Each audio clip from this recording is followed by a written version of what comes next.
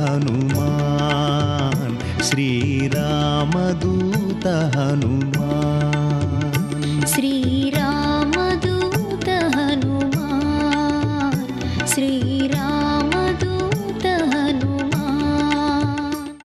తండ్రి, నేను ఏ దోషం చేయలేదు, అందరినీ కలుసుకోవడం కోసమని చెప్పి నేను అదిగో పులస్త్య బ్రహ్మ ఆశ్రమానికి వెళ్ళాను. ఏమో తెలియదు, ఎవ్వరూ రాలేదు, నేను ఒక్కదాన్నే వెళ్ళాను. ఇవాళ మహర్షి నా వంక చూశారు, అప్పటి నుంచి నాలో ఈ మార్పు సంభవించిందని చెప్పింది. తృణబిందు ధ్యానంలోకి వెళ్ళి చూశారు. అదొక దృష్టి. కన్ను విప్పితే చూడడం మనందరికీ అలవాటు, కళ్ళు మూసుకుంటే జరిగిపోయింది చూడడం వాళ్ళ శక్తి. కాబట్టి ఇప్పుడు తృణబిందు కళ్ళు మూసుకుని ధ్యానం చేశాడు. ఆయనకు అర్థమైంది ఇది పులస్త్య బ్రహ్మ యొక్క శాపం. ఆ శాపానికి నా కూతురు పాత్రురాలైంది ఇవాళ, అందుకే గర్భచిహ్నములు గోచరిస్తున్నాయని కుమార్తెని వెంట పెట్టుకుని వెళ్ళాడు. ఈమె పరమయోగ్యురాలు, ఏ దోషం చేయలేదు, తెలియక వచ్చింది. నువ్వు ఇటువంటి కట్టడి చేశావని తెలియదు. ఈమె ఎందు గర్భచిహ్నములు గోచరిస్తున్నాయి, నీకు వివాహం కాలేదు, ఈమెని ధర్మపత్నిగా స్వీకరించు, నీకు అన్ని విధాలా యోగ్యమైనది. ఆయన కళ్ళు మూసుకుని ధ్యానం చేశాడు.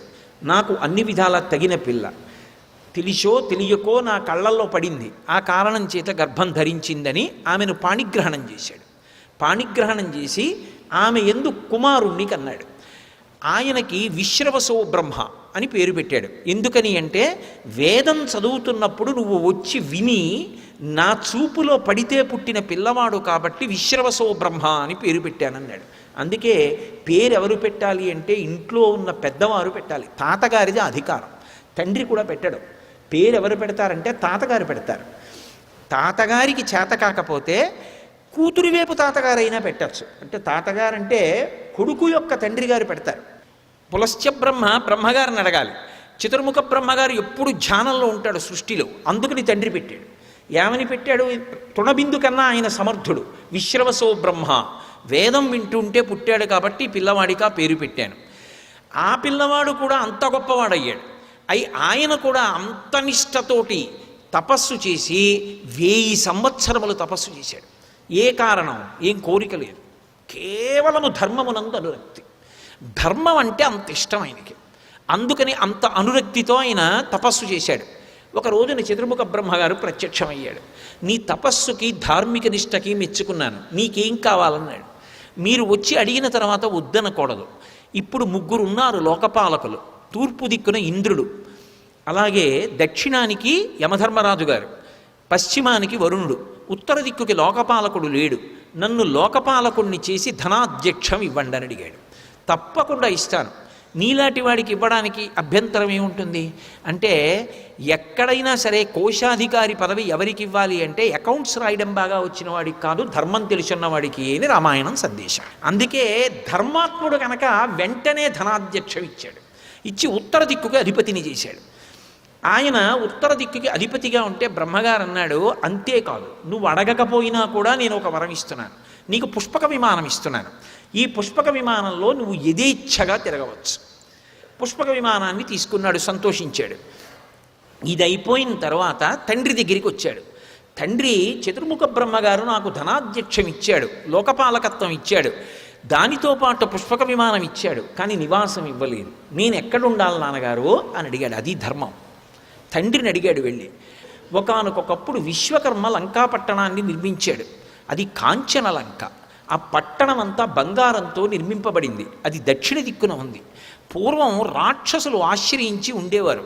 వాళ్ళు లోకాల్ని పాడి చేస్తుంటే శ్రీ మహావిష్ణువు వాళ్ళని సంహరించాడు. మిగిలిపోయిన రాక్షసులు విష్ణువు దాటి తట్టుకోలేక రసాతలానికి పారిపోయారు, పాతాళలోకానికి వెళ్ళిపోయారు. ఇప్పుడు రాక్షసులు లేరు, పైకి రారు, భయం విష్ణువు పట్ల. వాళ్ళకి అంత ధైర్యం కూడా లేదు భూమి మీదకి రావడానికి. భూమి ధర్మానికి అలవాలం, అందుకని రారు. కాబట్టి నువ్వు ధర్మాత్ముడివి కనుక నువ్వు లంకని ఆశ్రయించేసుకో. లంకాపట్టణాన్ని ఆక్రమించి చక్కగా, రాక్షసులలో కూడా ధార్మికులు ఉంటారు, ప్రహ్లాదుడు లేడు, అటువంటి వారు భూమి మీద మిగిలిన వారు ఎవరున్నారో వాళ్ళని కూడా చేరది. అసలు యక్షులు రాక్షసులు అన్న మాటలు రెండూ రావడానికి వేరు కారణాలు ఉన్నాయి. బ్రహ్మగారు నిర్మించిన సరోవరాన్ని రక్షించే వాళ్ళెవరు, తాగేవారెవరు అని అడిగితే రక్షిస్తామన్న వాళ్ళు రాక్షసులయ్యారు, త్రాగుతామన్న వాళ్ళు యక్షులయ్యారు. అది యక్షరాక్షసులు అంటారు.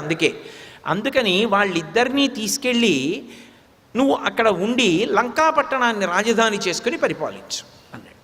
అంటే కుబేరుడు అక్కడికి వెళ్ళాడు. ఆయన పేరు కుబేరుడు, ధనాధ్యక్షుడు, వైశ్రవణుడు. అసలు ఆయన పేరు విశ్రవసోబ్రహ్మ కుమారుడు కాబట్టి పూర్తిగా తండ్రిలా ఉన్నావురా నువ్వు, నా కొడుకులాగే ఉన్నావు అని తాతయ్య అయిన పులస్త్య బ్రహ్మ వైశ్రవణుడు అని పేరు పెట్టాడు. ఆ వైశ్రవణుడు తరువాతి కాలంలో ఒక పొరపాటు చేశాడు. పార్వతీ పరమేశ్వరులు ఇద్దరూ కూర్చుంటే పరమేశ్వర దర్శనానికి వెళ్ళాడు.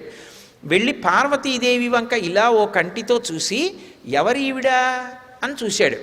ఎవరీవిడా అని ఆవిడ వంక చూసేటప్పటికీ మాతృ సంబంధంగా చూడలేదు.